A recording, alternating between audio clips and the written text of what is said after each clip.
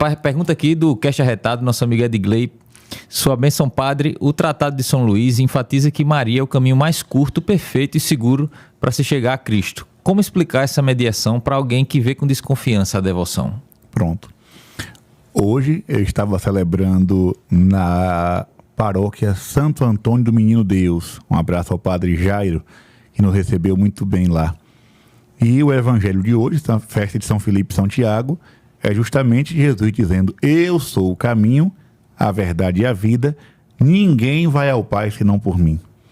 Então, como dizer que Nossa Senhora é um caminho curto para chegar a Jesus, se Jesus se auto-intitula como o caminho? Então, aqui é preciso explicar para que não haja confusão, né? Eu fiz uma comparação lá na igreja, eu disse: olha, eu vou explicar para que todas as pessoas entendam, principalmente as crianças. Daqui de João Pessoa até Recife tem uma estrada, vamos chamar de caminho. E hoje é muito fácil pegar um celular como esse, colocar no GPS e chegar facilmente onde você quer, onde você deseja. Antigamente, os motoristas mais antigos utilizavam o quê? As placas para chegar naquela direção. Então, Cristo é, de fato, o único caminho para se chegar ao Pai. O único, não existe outro. Porém, neste caminho que é Jesus, nós temos muitas setas, muitas placas apontando. É por aqui, é por aqui. A própria Virgem Maria é uma seta, é uma placa apontando Jesus, principalmente porque ela diz: fazei tudo o que ele vos disser. Essa é a grande mensagem de Nossa Senhora, né? Se você disser assim: eu não acredito em mensagem de Nossa Senhora, não acredito em aparição, pronto, fique somente com essa mensagem bíblica que foi registrada nos Santos do Evangelho: fazei tudo o que ele vos disser. Isso já está bom demais. Aqui já é uma seta. O problema é que os protestantes, eles veem Nossa Senhora e os santos não como placas apontando para Jesus.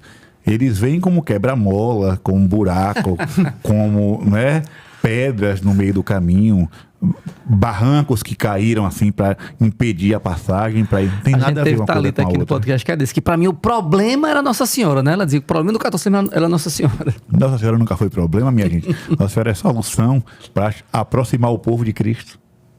Mais alguma, Guga? Tem. Vamos lá. Mais uma mensagem aqui da Cíntia Dutra, né? O primeiro milagre de Cristo foi com a intervenção de Maria e Jesus na cruz. Deu Maria como mãe da humanidade. Tem uma pergunta aqui também da Célia Alonso. Sua bênção, padre. Me chamo Célia e sou baiana de São Felipe. Agora moro na Suíça. São Felipe, minha vizinha. Queria saber o que o senhor acha das aparições de Medjugorje. Deus lhe abençoe infinitamente hoje e sempre. Veja bem, eu não acho nada, né? Porque assim, eu vou muito por aquilo que diz a igreja, né? Eu nunca fui em Medjugorje, tenho vontade de ir lá, né? Um dia, se Deus quiser, irei. Mas eu nunca tive, assim, paixão pelo assunto.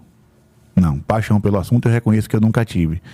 Mas o pouco que eu vejo de lá, eu vejo com bons olhos, né? Então, se a igreja reconheceu que aquela espiritualidade e que aquele santuário, aquela peregrinação está fazendo bem, quem sou eu para dizer o contrário, né? Ah, mas os videntes já veem Nossa Senhora há tantos anos.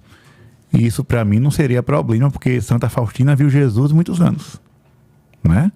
Santa Teresa d'Ávila teve experiências sobrenaturais por muito tempo.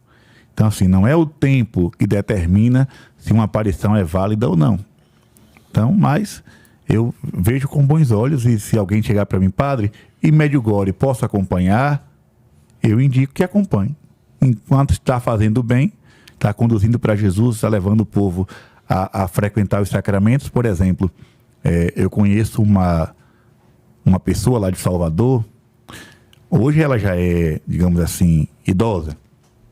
Mas quando ela descobriu Medjugorje, era jovem, né? E ela disse: padre, Eu curtia carnaval, eu bebia, eu usava todo tipo de roupa. Quando eu comecei a ler as mensagens de Medjugorje, eu comecei a vestir saia longa, ir para a missa, me confessar, fazer jejum a pão e água, parei de ir para essas festas. Eu digo, tem algo de bom aí, não é? Tem algo de bom.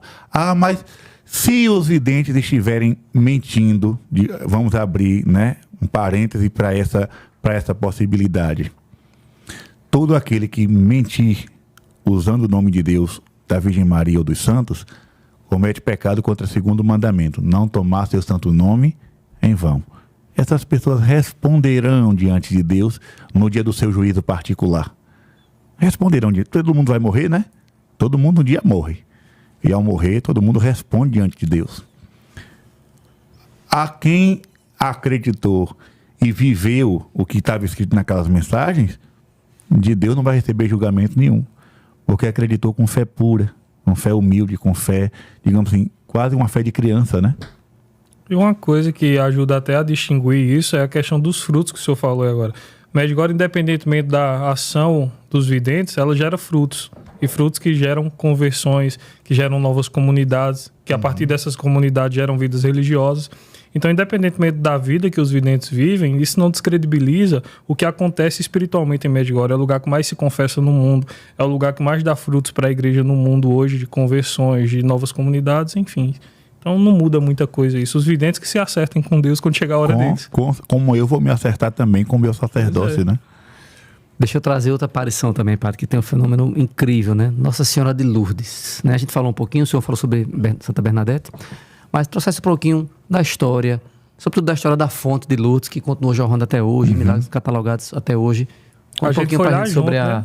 Fomos lá. A primeira vez que eu conheci Lourdes foi com o padre Gabriel, que me levou pra lá. Lourdes, eu falei no início do podcast que eu não gosto de sobrepor aparição nenhuma à outra, né? Agora sim, eu já fui em vários lugares de aparição de Nossa Senhora. Tenho uma paixão muito grande, um carinho muito grande pela Rue du Bac, lá em Paris, que é a Medalha Milagrosa, né? Eu digo assim, Paris não me chamou a atenção em nada, né? Vi lá a Torre Eiffel, Museu do Louvre, Notre Dame, mas eu não moraria ali. Agora, se alguém me dissesse, padre, venha morar aqui porque o senhor vai passar todo o seu tempo na Capela da Medalha Milagrosa. Eu arrumava as malas hoje mesmo. Ele sempre fala isso. Antes de meia-noite eu me arrumava e ia. Agora, dos lugares que eu visitei, dos santuários todos, do mundo todo, Lourdes é uma coisa incomparável. E essa convicção não é apenas minha, é de todos aqueles que já foram lá. Se eu perguntar a qualquer pessoa que foi em Lourdes e foi em outros santuários, qual foi a sua maior experiência, eu tenho certeza que a resposta Lourdes vai estar na ponta da língua. Não, repito, não estou dizendo que aquela aparição é superior às outras, mas tem algo em Lourdes que a gente não sabe explicar. Tem uma presença. Tanto é que quando eu li os escritos de São Maximiliano Maria Kolbe, São Maximiliano tinha muita devoção por Lourdes. Aliás, ele tinha devoção por todos os títulos de Nossa Senhora.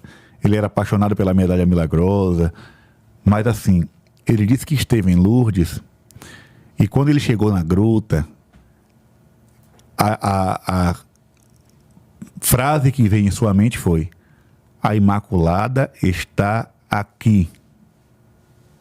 Como assim? A Imaculada está aqui, eu acredito que ela está aqui conosco agora nesse podcast. Não vejo, não sinto, mas acredito. Eu ficava dizendo, mas por que São Maximiliano Kolbe falou isso de Lourdes se ele já tinha ido em tantos lugares, tantos santuários, tanto... Quando eu estive lá, foi a primeira coisa que eu lembrei. A primeira coisa que eu lembrei quando estive em Lourdes foi da frase de São Maximiliano Kolbe: a Imaculada está aqui. A vontade que você tem é de ficar naquela gruta para sempre. Tanto é que nós chegamos aí já fui no outro dia. No primeiro dia eu fui, conheci tudo, voltei para o hotel. No segundo dia nós fizemos uma procissão luminosa, rezando o terço, rodamos lá naquele crucifixo. Quando chegamos na gruta, eu não vi o tempo passar. Fiquei ali rezando, filmando, gravando, tirando foto. O povo começou a ir embora. O povo ia embora e eu estava lá. Quando eu olhei para o meu redor, não tinha mais ninguém. Aí o guarda, padre, com a mão assim, como quem diz, vamos, que o portão Uma vassoura já o pra portão expulsar. vai fechar. O portão vai ser fechado, bora. Ele, com muita gentileza, bora, padre. Aí eu tive que sair, mas é uma coisa fora de sério. Lourdes. E a origem da gruta, padre? Como se deu perdão, da fonte? 1858, Nossa Senhora aparece naquela gruta de Massabielle, chamada de Gruta dos Porcos. Porque naquele lugar se jogava o lixo do hospital. Ou seja, um ambiente completamente... Tanto é que lá em Lourdes, naquela região, existia um ditado. Quando você encontrava uma pessoa bruta, ríspida, ignorante, mal educada, as pessoas, vem cá, você foi criado em Massabielle, foi? A fama do lugar era essa. Era uma fama de ladrões que ficavam circulando por ali, porcos, animais ferozes e um lugar totalmente imundo. Só que quando Bernadette, no dia 11 de fevereiro de 1858, quando Bernadette vai com as amigas catar lenha, tinha que atravessar o rio Gave. Só que Bernadette, asmática, quando encostou o pé na água, viu que estava gelada. Inverno.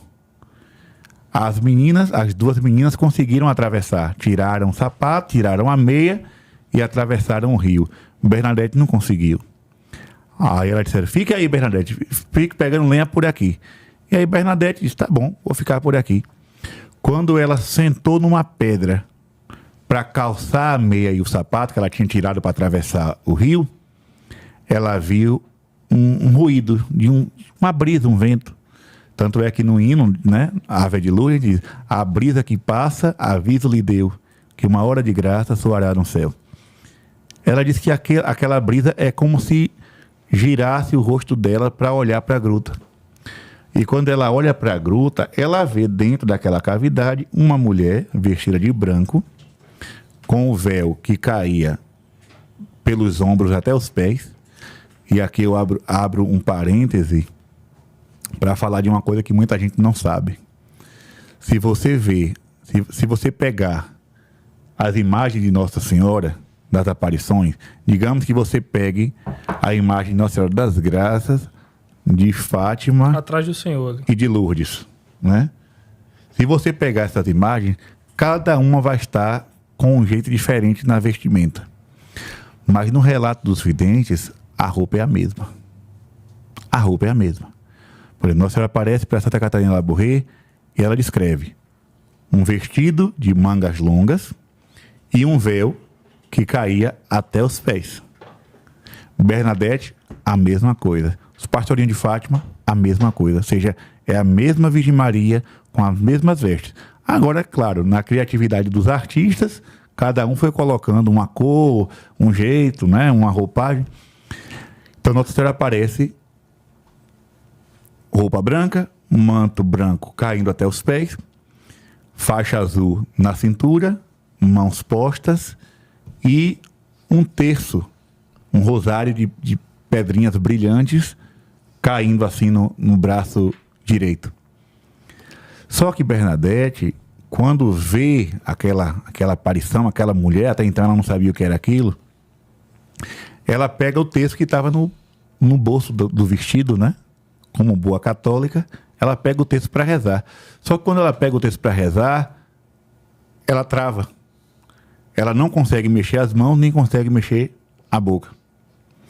E olhando para aquela imagem, aquela visão, Nossa Senhora pega o texto que estava no braço, olha para Bernadette, faz assim com a cabeça, e quando Nossa Senhora, ao pegar o texto, traça o sinal da cruz, aí Bernadette consegue fazer o sinal da cruz também, né? Que detalhe bonito. Ou seja, Nossa Senhora fez com que ela esperasse para que rezasse junto as duas. E ali Nossa Senhora começa a passar as contas do rosário com os dedos. mas não movia os lábios.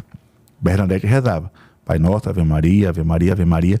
Quando chegava no Glória ao Pai, Nossa Senhora rezava com ela: Glória ao Pai, ao Filho e ao Espírito Santo. Alguém pode dizer: mas padre, por que ela não rezava nem o Pai Nosso nem a Ave Maria? O Pai Nosso ela não vai rezar porque o Pai Nosso diz respeito às coisas da terra. O pão nosso de cada dia nos dai hoje. Nossa Senhora não precisa mais de pão, né? Perdoai as nossas ofensas. Que ofensa que Nossa Senhora tem para pedir perdão? Né? Então o Pai Nosso da Nossa Senhora não faz sentido. E a Ave Maria muito menos, que ela não vai rezar para ela, né? Ave eu, né? Ave eu, não tem, né? Bendita sou eu entre as mulheres. É muita vaidade, né? Então assim, ela fica em silêncio no Pai Nosso na Ave Maria, mas abre a boca no Glória ao Pai, ao Filho e ao Espírito Santo. Quando Bernadette termina de rezar o texto completo, a Nossa Senhora ali. Quando ela termina de rezar, as meninas chegam com os feixinhos de lenha. Aí Bernadette, pálida, completamente pálida: o que foi que aconteceu, Bernadette? Vocês não viram? Vê o quê? Aí ela percebeu que as meninas não tinham visto nada. Aí ela conta o que tinha visto e pede segredo. Só que segredo para criança, né, é uma coisa muito difícil. Só as de Fátima e as de La Salete conseguiram segurar.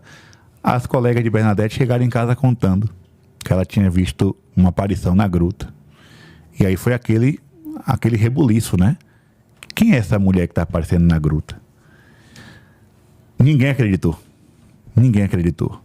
Somente uma senhora que, na verdade, ela não foi lá nem com fé na Virgem Maria. Ela foi mais por uma crendice, porque uma pessoa da família dela tinha morrido e ela botou na cabeça que era essa pessoa que tinha vindo para falar, né? Então ela foi com Bernadette, e naquele dia ela levou 2 velas, uma para ela e uma para Bernadette, 2 círios acesos, né? Daí começa a tradição de ir à Gruta de Lourdes levando velas na mão. E aí Bernadette foi, digamos assim, agraciada com 18 aparições de Nossa Senhora naquela gruta. Em cada aparição, um sinal que Nossa Senhora dava. Um foi o da vela, que não queimou as mãos de Bernadette. Outra foi que ela mandou Bernadette beijar o chão em penitência pelos pecadores. Na outra aparição, ela mandou cavar o buraco na gruta de onde brotou a água. E somente na última, que foi no dia 16 de julho, dia de Nossa Senhora do Carmo, Nossa Senhora vai dizer a Bernadette: eu sou a Imaculada Conceição. E aí eu acho bonito, né? Porque Bernadette pergunta o nome de Nossa Senhora 3 vezes. Na terceira vez, ela olha para o céu, assim Bernadette relata, né? Nossa Senhora olha para o céu como quem olha para Deus, coloca as mãos postas. Depois que ela olha para o céu, ela volta os olhos para a terra, abre os braços, como Nossa Senhora das Graças, e diz: eu sou a Imaculada Conceição. Né? E aí Bernadette volta correndo para a casa paroquial para dizer ao padre, ao pároco daquele lugar de Lourdes, o nome que Nossa Senhora tinha dado. Né? Eu sou a Imaculada Conceição. Então são coisas assim extraordinárias. E a gruta, a fonte está lá até hoje, né? Eu queria ver de perto, eu tive essa graça. Eu só não cheguei perto e corri a mão porque tinha um vidro assim. Tem um vidro que separa. Protegendo da invasão dos fiéis. Se fosse no Brasil, o povo já tinha quebrado aquele vidro. Em compensação, o que não faltou foi galão de água para trazer para o Brasil. Torneiras por todo lado. Por todo o santuário, para encher o que for que você quiser. Em toda a praça do santuário, você vê as torneirinhas ali para você encher. Eu trouxe para casa, acho que uns 10 litros de água de Lourdes, divididas assim em garrafinhas. Até hoje eu tenho lá. E já aconteceram milagres na paróquia com essa água de Lourdes. E o senhor falou em milagres agora, uma coisa que faltou só para terminar esse assunto de Lourdes é o Museu dos Milagres de Lourdes. Sim. O Museu dos Milagres de Lourdes, para quem não conhece, Lourdes hoje é o local que tem mais milagres reconhecidos em todo o mundo, é Lourdes, na França. Quem tiver a oportunidade em Lourdes, lá tem o Museu dos Milagres, que inclusive é um padre brasileiro quem toma de conta lá. Um vencedor do prêmio Nobel foi para Lourdes desmentir Lourdes e converteu lá. Só para vocês terem noção. Vencedor do prêmio Nobel de Biologia. São mais de 7, já de 2 anos para cá, tem 7 mil casos de cura e mais de 280 milagres comprovados cientificamente, com laudo científico e laudo médico no Museu dos Milagres. É uma coisa absurda. Ó Maria concebida sem pecado, a cruz sagrada seja minha luz.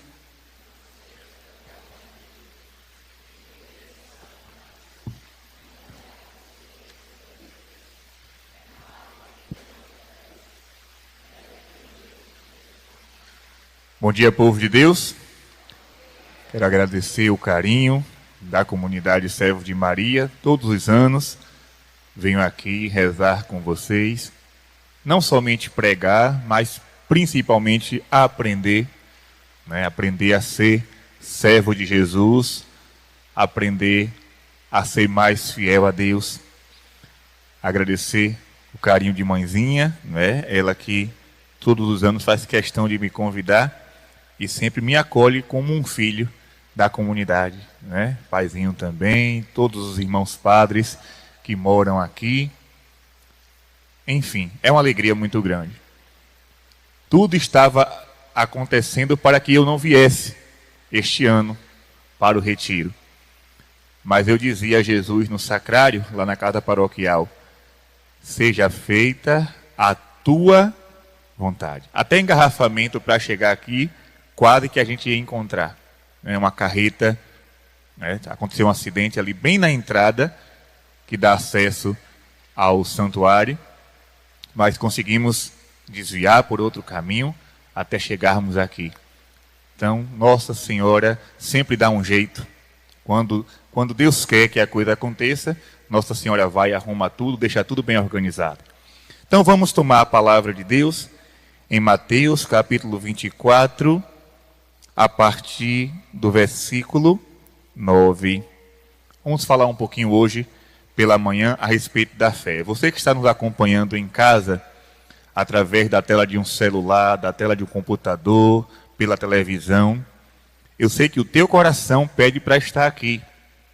Principalmente você que tem o costume de vir todos os anos. Você quer estar aqui presente, presencialmente.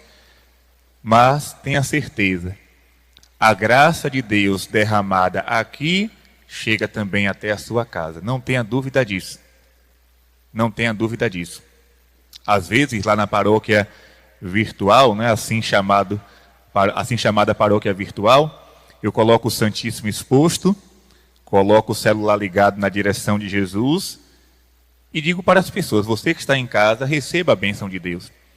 Porque o mesmo Jesus que está no sacrário é aquele que no cenáculo de Jerusalém atravessou as paredes com as portas fechadas. Jesus, com seu corpo glorioso, não precisa de acesso, nem de porta aberta, nem de portão. Ele ultrapassa paredes, Então, ele agora ultrapassa a tela do teu celular, do teu computador, para derramar a graça sobre a sua vida, certo? Então, você que está em casa, sinta-se como estivesse aqui. Vamos ler a palavra de Deus, Mateus 24, a partir do versículo 9. Você que está em casa, abra também a sua Bíblia. Participe desse retiro como se fosse presencial. Nesse tempo, vos entregarão à tribulação e vos matarão. Eu estou usando a tradução da Bíblia de Jerusalém. Talvez você tenha Ave Maria, outras traduções. E sereis odiados por todos os povos por causa do meu nome. E então muitos sucumbirão. Haverá traições e guerras intestinas. E surgirão falsos profetas em grande número e enganarão a muitos. E pelo crescimento da iniquidade, o amor de muitos esfriará. Aquele, porém, que perseverar até o fim, esse será salvo. Palavra da salvação. Você que está com a Bíblia, beije a palavra de Deus em respeito a esta palavra santa que nos salva. Por que o Padre Gabriel escolheu esta passagem? Atenção. Quando nós falamos de fé, nós estamos falando de um tesouro que nós recebemos para ser bem cuidado. E se eu não cuidar bem desse tesouro, eu posso perdê-lo. E eu vou ser mais claro ainda. Você que agora me escuta aqui na comunidade, ou aí na sua casa, se você possui o dom da fé, faça de tudo para não perdê-la. Porque tudo está conspirando contra a fé. Tudo que está acontecendo no mundo, e não é de agora, é um projeto muito antigo, para destruir a fé no coração das pessoas. E quando eu falo de fé, minha gente, eu estou falando de fé católica, de fé verdadeira. Não é aquela fé da música, né, do cantor lá da Bahia, Gilberto Gil, não. Tem uma música muito conhecida que diz assim: andar com fé eu vou, que a fé não costuma falhar. Só que o refrão é bonitinho, né? Andar com fé eu vou. Mas quando a gente vai para o estrofe, é estranho. A fé está na maré, a fé está na cobra coral. Que fé é essa? Minha fé não está na maré, minha fé não está na cobra coral, minha fé não está no punhal. É a letra da canção. Então, para o mundo, fé é acreditar em qualquer coisa. É acreditar numa superstição, é acreditar num mito, é acreditar num folclore, numa fada, num duende, numa bruxa, num amuleto. Tudo isso para o mundo é fé. Para nós, a fé é em uma pessoa, Jesus Cristo. E a destruição da fé é para destruir a fé em Jesus. A fé na igreja, a fé da igreja. Pode observar. Repito, não é um projeto de agora, é um projeto antigo, que já vem sendo aplicado há muito tempo, mas que está entrando com mais efeito ainda nos nossos dias. As pessoas hoje, dentro da nossa igreja, acham que possuem a fé, mas verdadeiramente não possuem. Acham que acreditam, mas no fundo, não acreditam em mais nada. Porque a fé foi sendo minada no coração do povo. Por isso, você que tem a fé, faça de tudo para cultivá-la e aumentar esta fé cada dia mais. Porque a palavra de Deus vai dizer aqui: muitos sucumbirão. O amor de muitos esfriará. Quantas pessoas que eu conheci há 10 anos atrás e que eram pregadores, pessoas de fé, de adoração ao Santíssimo, de rezar o rosário, de fazer missões e que hoje não acreditam mais em nada. Abandonaram a igreja, apostataram da fé, muitos se tornaram hereges, outros se tornaram ateus. Pessoas que experimentaram milagres na sua vida e hoje dizem que Deus não existe. Quantos?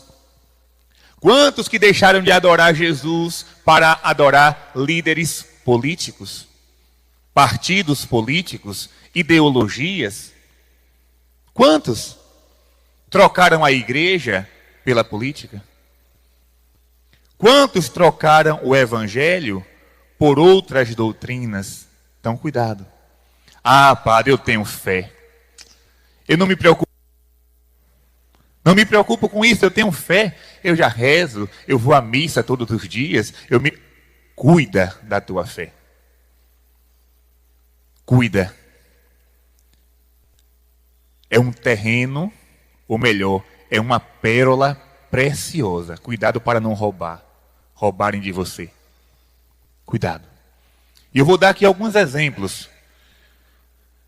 Um grande exemplo. A palavra de Deus está aqui.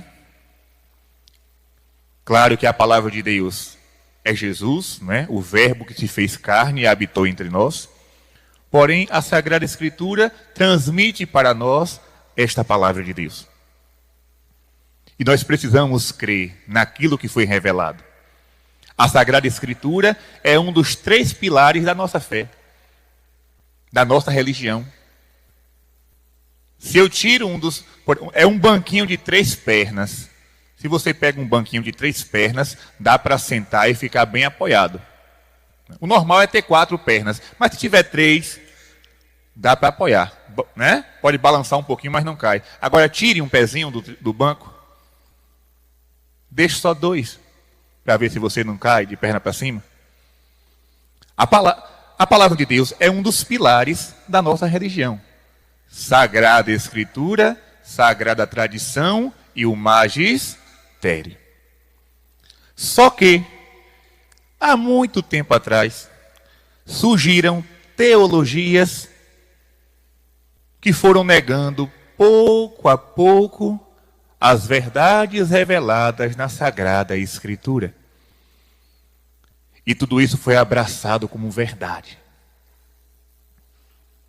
Quantas e quantas vezes eu já escutei, às vezes até em plena missa, o padre dizer assim: olha, o evangelho do dia é a multiplicação dos pães. Nós cremos piamente que Jesus multiplicou os pães e alimentou mais de 5.000 pessoas. Eu acredito piamente nisso. Para mim, não há sombra de dúvidas. Mas alguns vão dizer: não houve multiplicação. Ali foi só uma partilha. Jesus nos ensinou a partilhar. Ou seja, tira o milagre, tira o transcendente, fica só uma questão material, social, a partilha. Jesus pegar 5 pães e partilhar com 5.000 pessoas, todo mundo comer, ficar satisfeito e ainda sobrar, que partilha, viu? Que partilha. Ali foi milagre, minha gente. Uma vez eu discuti com um suposto teólogo. E eu dizia para ele: olha, se eu não acredito que Jesus é capaz de multiplicar os pães, Jesus não é Deus. E a nossa fé católica afirma com todas as letras, categoricamente, que Jesus Cristo é verdadeiramente Deus e verdadeiramente homem. Deus de Deus, luz da luz, Deus verdadeiro de Deus verdadeiro, gerado, não criado, consubstancial ao Pai. Por ele todas as coisas foram feitas. Vai dizer o credo niceno-constantinopolitano. É um palavrão. A igreja diz isso. Jesus Cristo é Deus encarnado. Se Jesus não multiplica os pães, ele não é Deus. Se ele não é Deus, nossa fé é uma mentira. Porque na oração do credo eu digo assim: como é que começa a oração do credo? Creio em Deus Pai Todo-Poderoso, Criador do céu e da... eu acredito, eu digo que acredito num Deus que criou o universo, as galáxias, as estrelas, o mar, todo tipo de criatura, mas ele não tem poder de multiplicar os pães para alimentar o seu povo. É contraditório isso? É no mínimo contraditório. Mas essa mensagem vai sendo divulgada, disseminada, e o povo vai abraçando como se fosse verdade. Evangelho, Jesus andando sobre as águas. Não, calma. Isso eu estou falando do que eu escutei. Não foi, eu ouvi dizer. Não, eu escutei com esses ouvidos que é a terra de comer. A pessoa disse assim: Jesus não andou sobre as águas. Jesus andou sobre os problemas. Coisa linda, né? Oh, que coisa bonitinha, coisa fofinha. Jesus andou sobre os problemas. A água representa os problemas do mundo. Oxe. Jesus é Deus. Ele anda sobre as águas, sobre as nuvens, sobre as árvores, ele pode andar sobre o que ele quiser. Então, os milagres da Sagrada Escritura, que até ontem a igreja pregava, anunciava e acreditava, Hoje, muitos dizem que não existe. Que não existiu. Está estranho ou não está? Isso é um projeto para minar a fé no coração das pessoas. Se eu derrubo um pilar, os outros também vão sendo derrubados. Meus irmãos, a fé católica é um quebra-cabeça, no sentido de uma pecinha vai se encaixando na outra. Eu não posso, num quebra-cabeça, não existe peças iguais. Mas quando junta tudo, dá um formato só. Se eu perco uma pecinha, posso jogar o quebra-cabeça fora. Se você tem um quebra-cabeça de 1000 peças, você perder uma peça, pode jogar o resto fora. Pode jogar o resto fora. A Igreja Católica é assim. Se eu negar uma verdade de fé, uma só, pode jogar todo o resto no lixo. Não tem essa coisa. Não, isso aqui é mentira. Isso aqui é verdade. Isso aqui aconteceu, isso aqui não aconteceu. Não é assim. E eu vou ser mais claro. Digamos que alguém que se diga católico, eu acredito em Deus, ok. Mas eu não acredito no inferno. Disseram isso também para mim. Uma vez almoçando, disseram, isso é uma teologia, não é? Que foi muito divulgada nos anos 60. Se o inferno, atenção, se o inferno existe, ele está vazio, porque Deus é pura misericórdia. Alguém aqui já ouviu essa frase?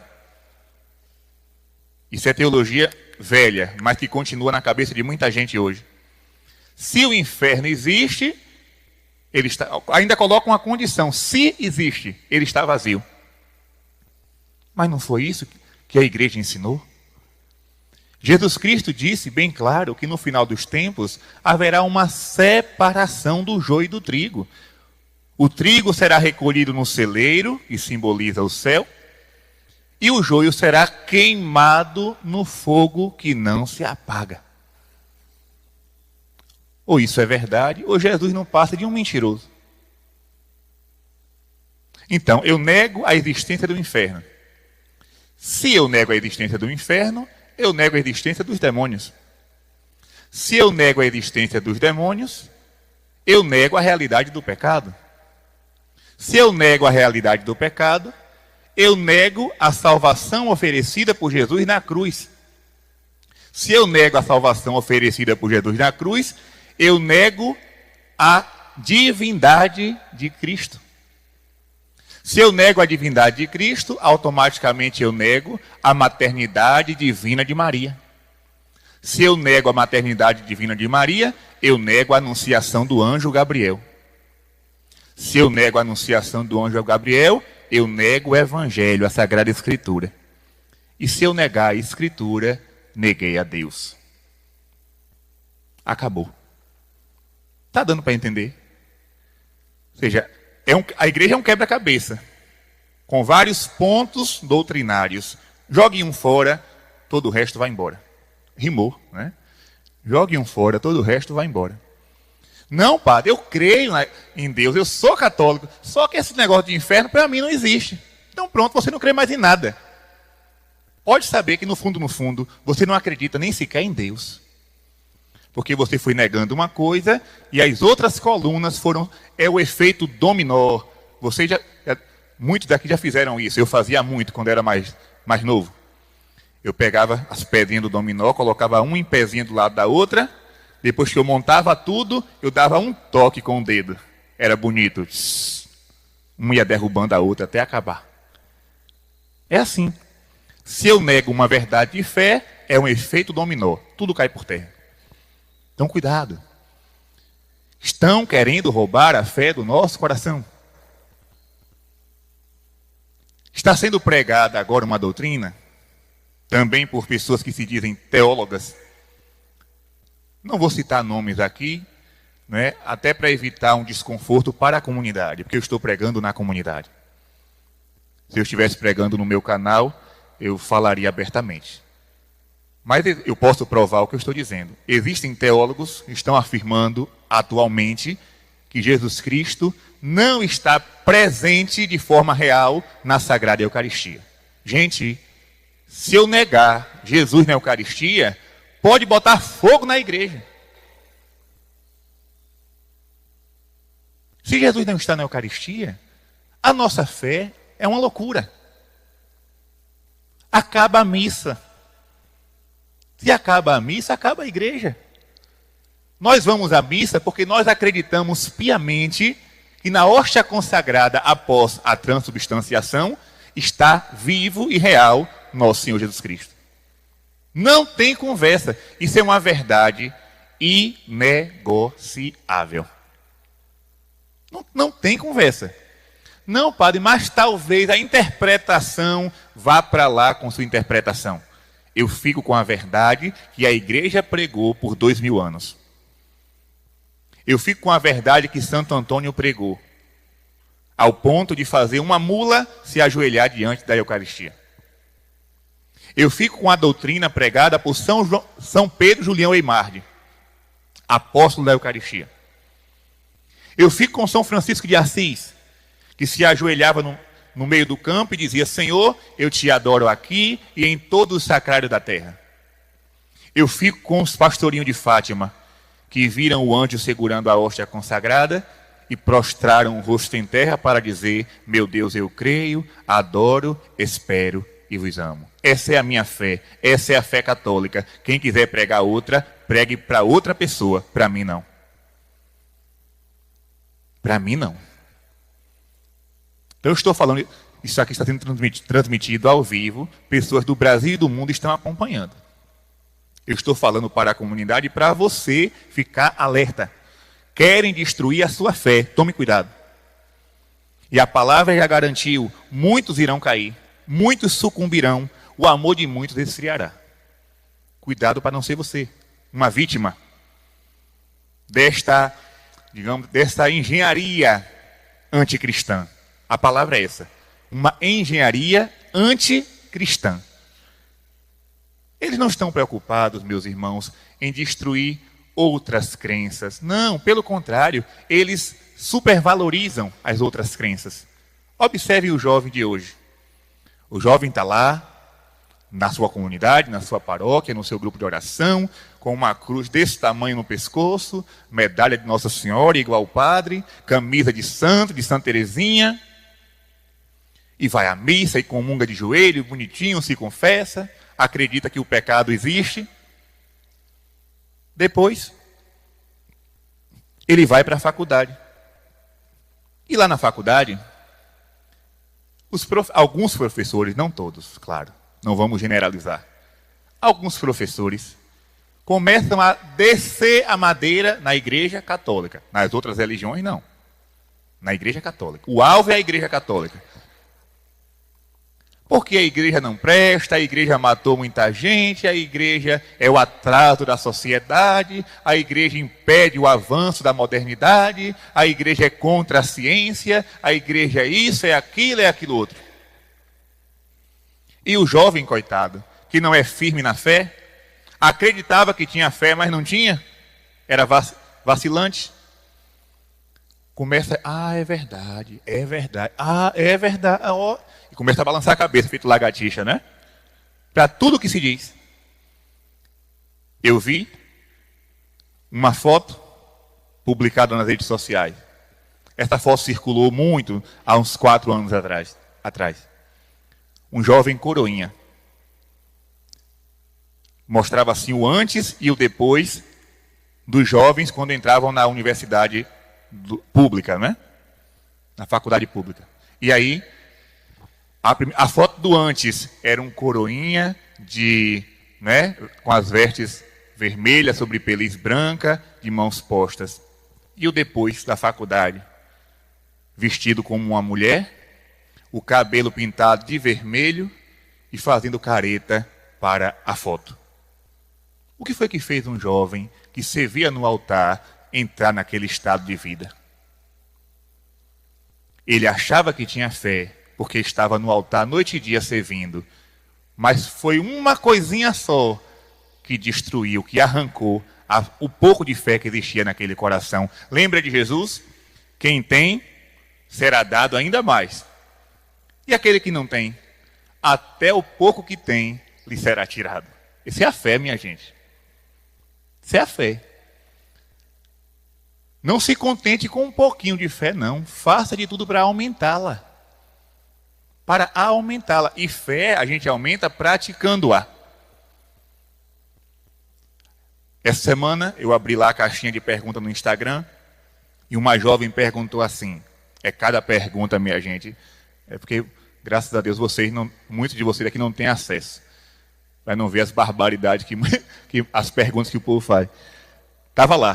Padre, eu não estou sentindo vontade de rezar. Será que isso passa? E eu respondi, se você rezar, passa. Se você rezar, passa. Agora não fique aí com a cara para cima esperando a fé voltar, não. Não fique esperando a vontade de rezar aparecer, não, porque talvez ela não apareça mais. Porque o mundo vai nos seduzindo. O que é mais gostoso? Rezar o terço ou ficar mexendo no celular? O que é que me atrai mais? Ficar diante do Santíssimo de joelho ou ficar sentado no sofá assistindo uma série, um filme? Oxe. Ah, eu não estou com vontade de rezar. Vou esperar a fé chegar. Não espere não, reze sem vontade. Alimenta a tua fé. É um doente que não está com vontade de comer, mas tem que comer à força, porque se não comer, morre. Essa doença agora do Covid. Quem pega essa doença, muitos que pegam essa doença, perdem o paladar. Não sentem mais gosto de nada. Vai ficar sem comer porque não está sentindo gosto? Aí pronto, o vírus acaba de matar. Tem que se alimentar, mesmo sem sentir o gosto. A mesma coisa é a nossa vida espiritual. Eu não estou com vontade de rezar, mas eu tenho que rezar. Eu tenho que rezar. É uma necessidade. Não espere a vontade aparecer, não. Pelo amor de Deus, não espere a vontade aparecer, não. Se o teu compromisso é rezar o texto todos os dias, reza o texto todos os dias. Mesmo com dor de cabeça, mesmo abrindo a boca, caindo de sono, reza. Faço como um padre amigo meu lá da Bahia, padre Sérgio, que ele diz assim, está cansado? Reze sentado. Está muito cansado? Reze em pé. Está cansadíssimo? Reza de joelho. Faça o contrário daquilo que o teu corpo pede. Eu sei que tem dias que até o padre, sem um pingo de vontade de rezar. Sem força, sem ânimo. As dificuldades da vida, porque elas batem a nossa porta. Não é porque eu sou cristão, porque eu sou padre, que eu sou consagrado, que a dificuldade não vem. Que a crise não vem. Vem, e vem com força para derrubar a gente. Eu vou contar aqui para vocês rapidinho uma coisa que aconteceu comigo. Eu vou falar aqui agora publicamente. Eu tentei enganar Nosso Senhor. Padre Gabriel Vilaverde tentou enganar Jesus. Padre, o senhor está doido? Não, vou contar com toda a sinceridade do coração. Um dia desses, que eu estava sem vontade de rezar, lá na casa paroquial tem a capela, tem um sacrário com Jesus sacramentado, e eu deixo sempre uma vela, daquela de 7º dia, não é? Acesa diariamente. Ela vai queimando, queimando, queimando, queimando. Quando termina aquela vela, eu acendo outra e coloco lá diante de Jesus. Tem a luz vermelha, mas eu não sei, essa coisa elétrica, não sei lá, não me fala muito não. A lâmpada vermelha não me fala muito, eu gosto de ver o fogo vivo, não é? Ali aceso diante do sacrário. A luz perpétua diante de Jesus. E um dia, sem vontade de rezar, eu peguei uma vela novinha em folha. Acendi, olhei para Jesus com uma cara de piedade. Senhor, esta vela sou eu.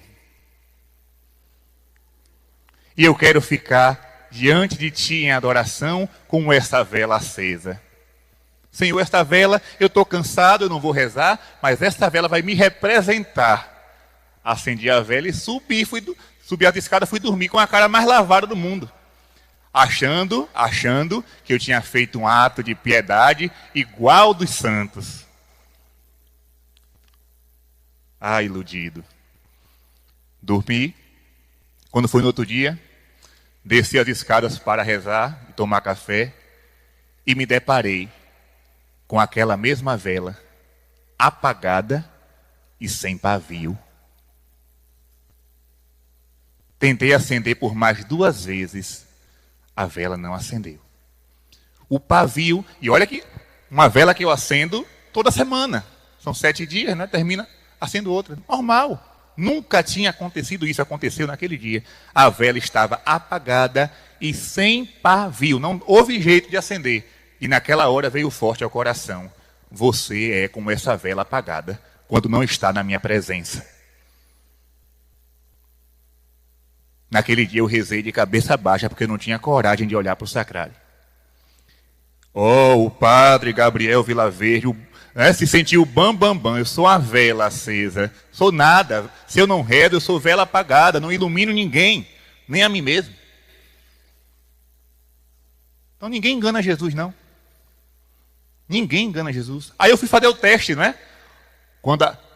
Querendo ser muito racional, eu disse, eu vou fazer um teste, vou pegar uma vela, vou acender, novamente, da mesma marca. Senhor, esta vela aqui eu estou acendendo e te ofereço pelas almas do purgatório. Oxente, queimou todinha. As almas do purgatório estão com mais moral, né? Queimou toda. A minha não. Naquele dia eu tomei vergonha na cara. Deus me chamou, não simplesmente para celebrar a missa, para pregar, para fazer missões. Deus me chamou, o Senhor me chamou para estar em oração na sua presença. Se eu não fizer isso, a fé que eu acho que tenho, ela vai morrendo, ela vai se apagando. E daqui a pouco eu sou um padre incrédulo, ateu, que celebro sem acreditar. Então, cuidado. E eu conto outra experiência que aconteceu mais ou menos 20 dias depois. Uma outra vela acesa diante do sacrário, faltava um pouquinho para terminar, bem pouquinho para terminar. Eu terminei o terço, terminei as completas, fiz a ladainha, sentei e disse, Jesus, eu vou ficar aqui fazendo companhia ao Senhor até a vela se apagar para acender outra. E eu pensava comigo, né? Uns 5 minutos aqui, num instante eu vou para o quarto. Era por volta de 8 horas. Deu 9, a vela acesa. Deu 10, a vela acesa. Deu 11, a vela acesa. Não tinha mais nada para consumir. A parafina só estava o pavio balançando. Sabe que hora foi apagar? 11h20 da noite. Eu fiquei quase 3 horas diante de Jesus em adoração, para cumprir a promessa que eu tinha que fazer. E Jesus me disse mais uma vez, você está pensando que é só cumprir as obrigações do seu dia que está suficiente? Faça sempre mais. A fé é sempre mais. Não, padre, eu sou da comunidade, já rezei o rosário, já fiz a liturgia das horas, já rezei as orações próprias do meu carisma, cumpri a missão do meu dia. Dê mais 5 minutos para Jesus. Alimente mais a sua fé. Nossa fé, ela pode se enfraquecer. É como uma chama, é como uma fogueira de São João. Se eu quero que a fogueira permaneça acesa, todo dia eu boto lenha. Se eu não coloco lenha, no outro dia só fica as cinzas. Assim é a nossa vida espiritual. Ou eu alimento, ou ela morre. Cuidado com o ativismo. Estou falando muito sobre fé. Jesus vai dizer no Evangelho, quando o Filho do Homem voltar, e vai voltar, será que ele encontrará fé sobre a terra? Pronto, vou falar de uma coisa bem comum nos nossos dias, principalmente para você casado, homem casado, mulher casada que está em casa assistindo. A palavra de Deus vai dizer, crescei e multiplicai-vos. Isso aí. No passado, as famílias tinham 8, 10, 12, 15 filhos. Eu conheci, lá em Juazeiro do Norte, do padre Cícero, uma senhora, filha de um romeiro alagoano chamado Aureliano, que ele teve 36 filhos. Você acredita numa coisa dessa? Ela é a 36ª, a caçulinha. O pai morreu quando ela nasceu. Ele chegou lá como romeiro, e o padre Cícero chamou ele no canto, né? Como um bom profeta que ele era. E o padre Cícero disse: Aureliano, meu amiguinho, se prepare. Você vai ser pai de 36 filhos. Ele quase cai da cadeira. Mas meu padrinho... Fique calado, não diga nada a ninguém. Oxente, 36, um atrás do outro. Todos vivos, cada um com seu emprego. A minha avó materna teve 13, está lá viva, os filhos todos vivos. Casados, a maioria. Só que a televisão trouxe para nós uma mensagem diferente. Filho é problema. Filho é cansaço. Filho incomoda. Filho não é uma coisa boa. Se você tiver filhos, você vai perder a sua beleza, a sua estética, o seu tempo, a sua capacidade produtiva de mercado, você vai perder tudo. Você vai se tornar escravo dos seus filhos. Não tenha filhos. E aí, tome anticoncepcional, tome preservativo, tome isso, tome aquilo. Apareceu agora uma moda dos diabos, que eu não tenho medo de denunciar. O povo não gosta de muito, não gosta do Padre Gabriel, porque ele fala disso. Mas é preciso falar. Mãe de bicho não é mãe. Tem muitos casais aí que se dizem católicos e não querem ter filhos. Esse casamento é inválido. Tome verdade na sua cara. Se você se casou na igreja e não quer ter filhos, este teu casamento é inválido. E se você cria um cachorro dizendo que é seu filho, você está em pecado mortal.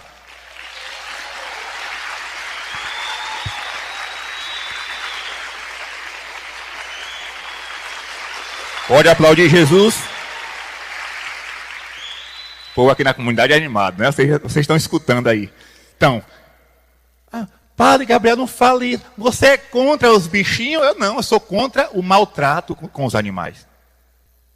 Eu não admito. Um dia desse eu vi um rapaz numa carroça batendo no jegue, deu vontade de pegar ele, botar na carroça, subir em cima e dar uma chicotada para ele sentir. Né? Eu sou contra o maltrato com os animais. Não maltrate os bichinhos. Eles não nasceram para sofrer. Agora, você não pode dizer que um gato, que um cachorro, que um papagaio, que uma lagartixa é seu filho. Não pode, isso é pecado mortal. Se você é católico, estou falando para o católico, se você não é católico, você pode criar até uma jararaca e dizer que é sua filha. Estou nem aí. Se você não é católico, você pode criar uma onça, um macaco e dizer meu filho, é minha filha, é meu filho. Não, você fica à vontade. Não tem nada a ver com sua vida. Liberdade, liberdade. Agora eu estou falando para aquele que diz que acredita em Deus, que acredita na palavra de Deus. Mas filho é problema. Você está contradizendo a palavra, porque a Bíblia diz que filho é bênção. E eu digo mais, a grande maioria dos santos que hoje nós veneramos não foram os primeiros filhos, não. Santa Catarina de Sena, a grande doutora da igreja, se não me engano, foi a 9ª do casal. Maria Milza, lá de Itaberaba, uma grande mística, que provavelmente no futuro também será beatificada, ela foi a filha de número 10. Você imagina, Santa Teresinha, acho que foi a número 5 ou 6. Você imagina se o pai e a mãe de Teresinha, ou de Catarina, disseram, não, nós já temos um bocado, a partir de hoje nós vamos evitar. Muitos santos não viriam. Lembre-se de Padre Pio. Uma vez uma jovem chegou para se confessar com Padre Pio. Padre Pio tinha o dom da visão. Ele via o que se passava no interior da pessoa. E a mulher se ajoelhou. Padre Pio disse, fecha os olhos. Ela fechou. O que é que você está vendo? E a mulher disse, eu estou vendo um Papa na janela da Basílica de São Pedro, abençoando os fiéis. E o Padre Pio disse, foi teu filho que você abortou. Ele veio para ser Papa, e você impediu com o seu pecado. Isso é muito sério, gente. Muitos santos não vieram ao mundo por causa dessa campanha contra os filhos. E aí vem a sociedade, né? Os artistas, a grande mídia. Fulano é mãe de pet. Quer dizer que você nega uma criança que pode ser um futuro médico, um futuro professor, uma futura advogada, um futuro santo, um padre, uma freira, um bispo, para criar um cachorro. E muitos dizem assim: ah, padre, filho dá muito prejuízo, eu não tenho condições de assumir uma criança. Aí compra um bichinho e gasta muito mais do que se gastasse com o filho. É veterinário para lá e para cá, é roupinha. Será que você é cego que não está vendo que está errado? Será que você foi cego? Só pode estar cego pelo demônio. Só pode estar cego pelo demônio. Estão minando a fé. O povo diz que tem fé, mas não tem. A verdade é essa. Porque se tivesse, obedecia a palavra de Deus. Eu conheço um irmão missionário, o Hélio Maria, que está até doente, vamos tratar por ele. Um grande pregador, grande mensageiro de Nossa Senhora, né? Ele prega muito a devoção mariana, a consagração a Nossa Senhora. Se não me engano, já está no 6º filho. E ele não é rico, não, ele vive da providência. Mas está lá, escadinha, tudo bonitinho, arrumadinho. Um mais lindo do que o outro. Um daqueles ali, não sei. Um daqueles pode ser um futuro padre. Uma daquelas pode ser uma futura religiosa, até mesmo uma santa. Graças ao pai e à mãe que foram fiéis à palavra de Deus e não deram ouvidos a essa mídia porca que só faz de tudo para destruir a fé. De tudo para destruir a fé. E eu vou falar também de outra coisa. A adoração eucarística. Você quer saber qual é o católico que acredita em Jesus na Eucaristia? Veja se ele vai pelo menos uma vez por semana adorar Jesus no sacrário. Se ele não faz isso, é um mentiroso. Não acredita em nada. Nada. Diz da boca para fora, mas não crê. A fé se prova pelas obras. É o que eu faço que traduz a minha fé. Um dia desses eu fui numa celebração em outro lugar. E na hora da comunhão o padre disse assim: olha, padre Gabriel, você vai pelo lado de cá, cada um ficou no seu lugar e o padre foi até a pessoa, né, da comunhão. Eu fui para o lado direito, ele foi para o lado esquerdo. E eu fui. Estava lá uma jovem, em pé, fez assim com as mãos. Eu coloquei a Santíssima Eucaristia na mão dela. Sabe o que ela fez? Do lado estava uma colega com o celular. Ela pegou a hóstia, olhou para a colega e tirou uma foto.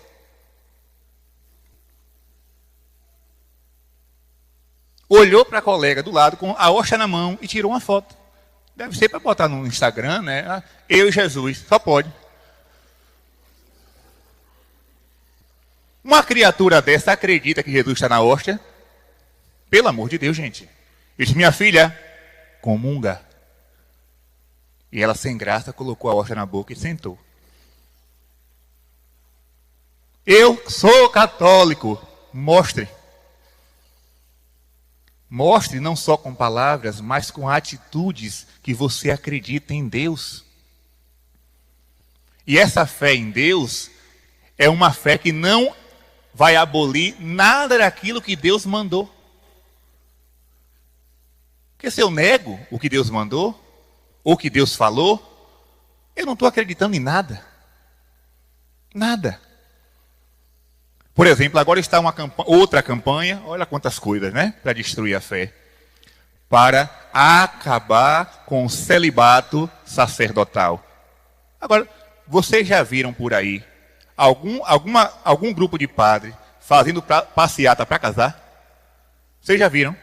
Aqui na Paraíba já aconteceu alguma manifestação de padre?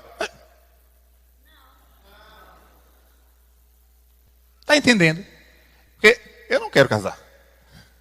Eu estou bem com um padre. Estou carente, não. Não estou à toa, não. Eu estou feliz com o padre. Ave Maria.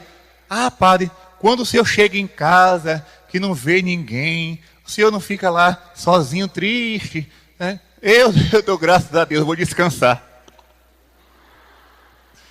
É o dia todo aquela agonia, padre para lá, padre para cá, um fala, outro fala, um quer confissão, outro quer bênção, outro quer tirar uma foto, outro quer pedir um conselho.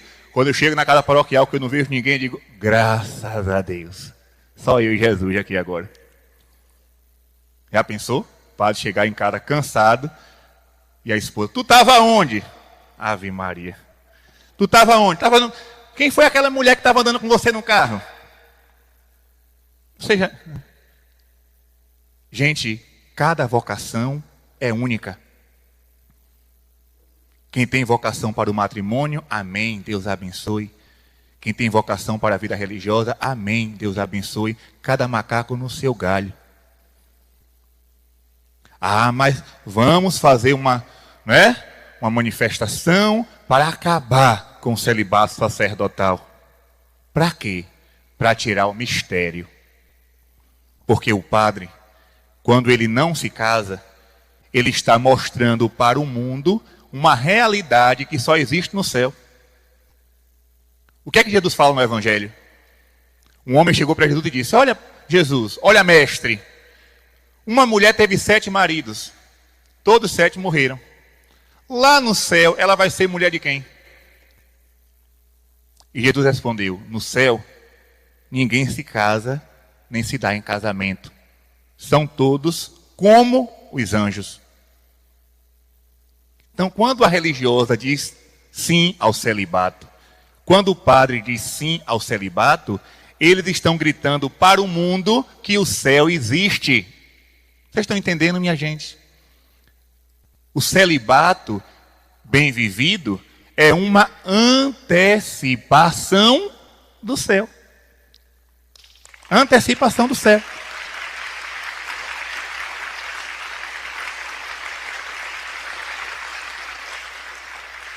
Então, cuidado. Querem minar a sua fé, mas creia. Se você permanecer fiel a Jesus, nada poderá. Como diz aquela canção, né? Eu acho que, não sei se de Eliana Ribeiro, nada poderá te abalar, nada poderá te derrotar, pois tua força e vitória tem um nome, é Jesus. Permaneça fiel a Ele.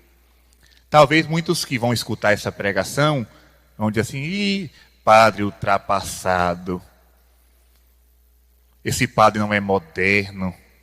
Mas quem quer ser moderno? Eu estou vendo a modernidade, é a beleza que está a modernidade, né? Que beleza. Como o mundo está lindo para acompanhar o ritmo dele. Como está lindo o mundo. Hoje o povo não sabe nem o que é mais. O mundo de hoje. Você é o quê? Ah, eu não sei se eu sou homem, eu não sei se eu sou mulher, né? Eu não sei o que eu sou. A gente vê por aí as notícias. Um dia desse eu vi um vídeo de uma mulher no mato, caminhando de 4 pés. Na cabeça dela, ela é um cachorro. Um cachorro. Ela anda pelo mato de 4 pés, assim, né? Engatinhando. Na cabeça dela, ela acha, né, que ela nasceu para ser um cachorrinho, só que veio no corpo de uma mulher. O mundo está doido. O mundo está doido e caminhando para o abismo. Triste de quem acompanhar esse ritmo. Eu só fico com Jesus. Quem quiser ir para a direita ou para a esquerda, vá. Eu vou para a frente. Na frente está Cristo. E o que Cristo falou é palavra de vida eterna. Céus e terras passarão, mas a minha palavra não passará. Moda vem, moda vai. Jesus fica. Tenha certeza disso. A moda vem e da mesma forma ela vai. Vocês estão pensando que no passado não inventaram também umas coisas assim meio que estrambólicas? Sim. E muita gente acompanhou achando que era a última novidade. Descobriram, né? A salvação. Não, gente, a salvação tem um nome. Jesus Cristo. Permaneça com Ele. Deixe o mundo, né, caminhar do jeito que está.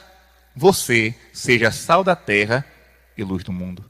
Os santos, nenhum deles ficaram preocupados em se igualar ao mundo. Pelo contrário, Eles fizeram a diferença. Na época de São Francisco, olha a diferença que São Francisco fez. A diferença que São Francisco fez atingiu até a igreja. A igreja católica não foi a mesma depois de São Francisco. Um homem só foi capaz de revolucionar o mundo. Por isso que São João Paulo II falou que o mundo, a igreja, não precisa de revolucionários. A igreja precisa de santos, porque o santo é a verdadeira revolução. Os santos é a verdadeira revolução. Se você for santo, se você for santa, pode ter certeza, a tua santidade atingirá o mundo. Não é só a tua localidade, não. Eu vejo lá na minha paróquia as irmãs de Santa Clélia Barbieri. Quem foi Clélia Barbieri? Uma jovenzinha, se não me engano, de 14, 15 anos, que começou a catequizar as colegas lá na Itália. E as crianças iam, muitas crianças iam para lá ouvir Clélia falar de Jesus. Quando ia outra catequista, as crianças diziam, não queremos você não, nós queremos ouvir Clélia. Clélia fundou uma congregação, uma comunidade de irmãs. Essa comunidade se espalhou pelo mundo. E 3 dessas irmãs moram lá na minha paróquia, lá no interiorzinho da Bahia. Como é que a santidade de Clélia, na Itália, de um povoado, uma catequese simples que ela dava para as colegas, conseguiu chegar na Bahia? Essa é a verdadeira revolução. Aquele que ama a Deus. Não ache bonito tudo que o mundo oferece, não. Eu volto a falar desse negócio de mãe de pet. É muito bonitinho você postar uma foto com um cachorrinho vestido de gente e dizer que é seu filho. Moda. Moda. E eu digo mais, isso ainda é um complexo que a pessoa está vivendo. Porque não consegue transferir esse amor para os humanos, está transferindo para os animais. Amanhã vai transferir para um robô. E depois de amanhã, não sei para quem mais. Isso está ferindo o coração de Jesus. Jesus não disse, amai os cachorros como a si mesmo. Disse, amai-vos uns aos outros. Cuidar dos animais, sim. Mas o amor que Deus nos pede, primeiramente, primordialmente, é para com os seres humanos. Só o amor, como diz mãezinha, só o amor é capaz de curar e de transformar, tá? E de transformar, tá? E de transformar, tá? E de transformar, tá? E de transformar, tá? E de transformar.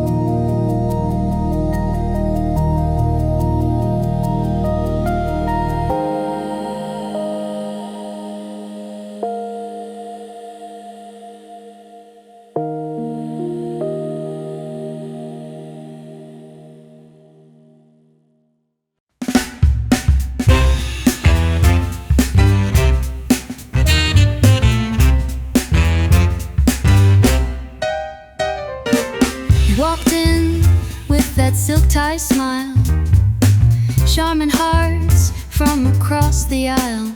You said I'm just here for the ride, but your eyes were begging for sugar on the side. Sugar on the side, just a little taste.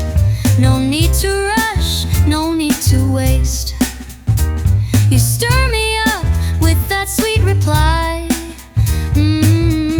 Baby, you're my sugar on the side.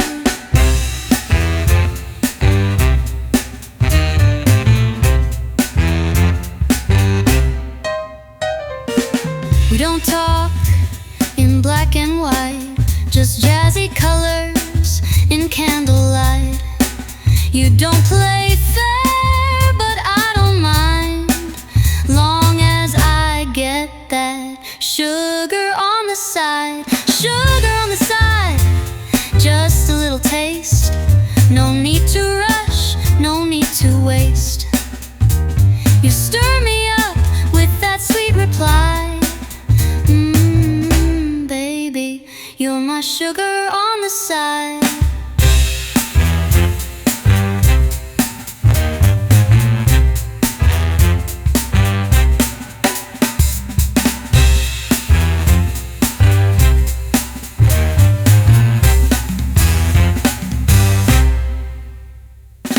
Side of tea on the radio tells you sat with me, I gotta sing to froze. I'm it appears sun's into is clear, and I bake my heart and I make my feathers skill. Sugar on the side, just a little taste. No need to rush, no need to waste. You stir me up with that sweet reply. Baby, you're my sugar